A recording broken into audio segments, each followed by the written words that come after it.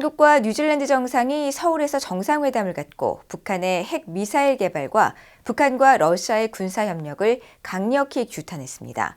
또 북한의 비핵화와 북한 내 인권 증진을 위해 협력해 나가기로 합의했습니다.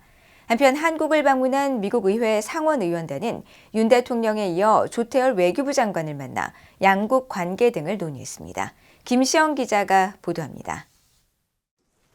한국의 윤석열 대통령이 취임 후 첫 번째로 한국을 방문한 뉴질랜드의 크리스토퍼 럭슨 총리와 정상회담을 가졌습니다. 두 정상은 회담에서 두 나라가 6.25 한국전쟁에서 함께 싸운 우방국임을 상기하면서 북한의 핵 미사일 개발과 북한과 러시아의 군사 협력을 강력히 규탄하고 양국의 긴밀한 협력을 강조했습니다. 러브 군사 협력, 우크라이나 전쟁 등 전체주의, 권위주의 세력의 도전이 지속되는 엄중한 상황에서 한국과 뉴질랜드를 포함한 가치 공유국들 간의 연대는 그 어느 때보다 중요합니다. More than 70 years ago, New Zealanders came here to fight for a free Korea, and our personnel are still here today supporting peace on the Korean Peninsula.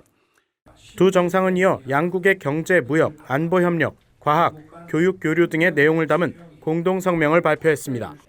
특히 북한 문제와 관련해서는 북한의 지속적인 불법 탄도미사일 및 핵 개발 프로그램을 가장 강력한 용어로 규탄하면서 북한의 완전하고 검증 가능하며 불가역적인 비핵화와 북한이 국제 대화의 제안을 받아들일 것을 촉구했습니다. 또 유엔 안보리 결의에 위배되는 북한의 탄도미사일 수출과 러시아의 탄도미사일 조달 등 북한과 러시아의 군사 협력을 가장 강력한 용어로 규탄하고 북한이 러시아에 제공한 무기에 대한 반대 급부로서 무엇을 얻을 수 있을 것인지에 관한 우려를 표했습니다.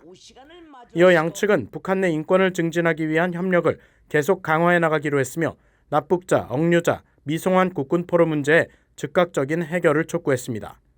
뉴질랜드는 또 대한민국의 담대한 구상과 비핵화된 자유, 평화, 번영의 통일 한반도를 이룩하기 위한 8.15 통일 독트린의 목표에 대한 지지를 표했습니다.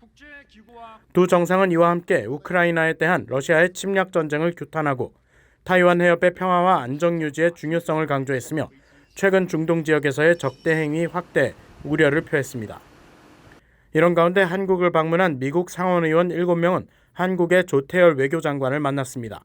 양측은 이번 만남에서 미한 동맹의 경제안보, 첨단기술 등 분야 확대와 미한일 협력에 대한 미국 의회의 지지 등 양국 현안에 대한 의견을 나눴다고 한국 외교부가 밝혔습니다. 미국 공화당 대통령 후보인 도널드 트럼프 전 대통령의 측근인 빌 해거티 상원의원과 크리스 쿤스 민주당 상원의원 등 상원의원 7명은 앞서 전날 윤석열 대통령과 만찬을 갖고 미한 동맹 발전 방안에 대해 의견을 교환했습니다. VOA 뉴스 김시영입니다.